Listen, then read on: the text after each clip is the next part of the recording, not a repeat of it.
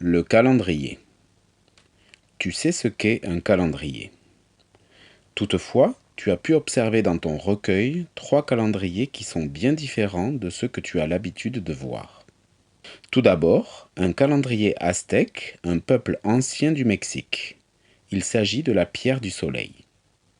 Dans le cercle du centre est représenté le dieu solaire Tonatiuh avec sa longue chevelure.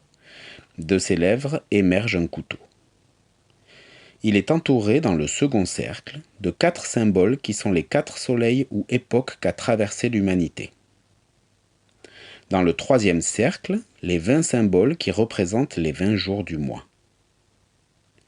Dans le quatrième cercle, il y a 52 cases avec chacune 5 points, ce qui représente les 260 jours de l'année sacrée des Aztèques. Comme tu le vois, les Aztèques découpaient déjà le temps, mais pas de la même manière que nous. Le second calendrier est un calendrier chinois. Ce calendrier est un calendrier lunaire et solaire. Celui-ci comporte 12 mois, certains de 30 jours et d'autres plus courts de 29 jours. Cela donne une année de 354 jours. Pour coïncider avec une année solaire, il faut ajouter tous les 3 ans un mois. C'est pour cela que la date du Nouvel An chinois varie entre le mois de janvier et le mois de février de notre calendrier. L'ancêtre de notre calendrier était le calendrier romain. Celui-ci était basé sur les cycles de la Lune. L'année commençait au printemps, moment du réveil de la nature après l'hiver, avec le mois de mars, Martius.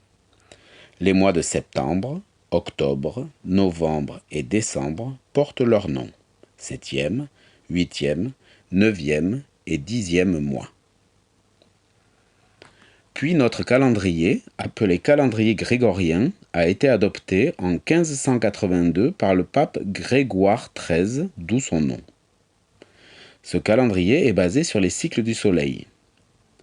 Une année correspond à une révolution de la Terre autour du Soleil, c'est-à-dire un tour complet qui dure environ 365 jours. Dans ce calendrier, une période de 7 jours forme une semaine. Chaque jour porte un nom, lundi, mardi, etc. Chaque mois est formé de 28, 29, 30 ou 31 jours et une année est formée de 12 mois. Mais pendant la Révolution française, ce calendrier grégorien a été remplacé pendant quelques années par un calendrier révolutionnaire ou républicain.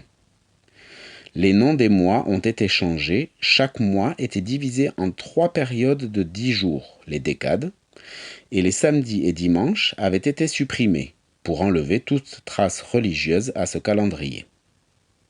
Nous sommes finalement revenus au calendrier grégorien, du nom du pape Grégoire XIII qui décida de sa création, que tu connais.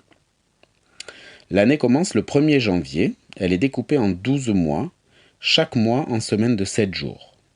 La semaine en France commence le lundi et se termine le dimanche. Tu sais normalement ce qu'est une frise chronologique. Elle permet de poser des dates sur une ligne du temps.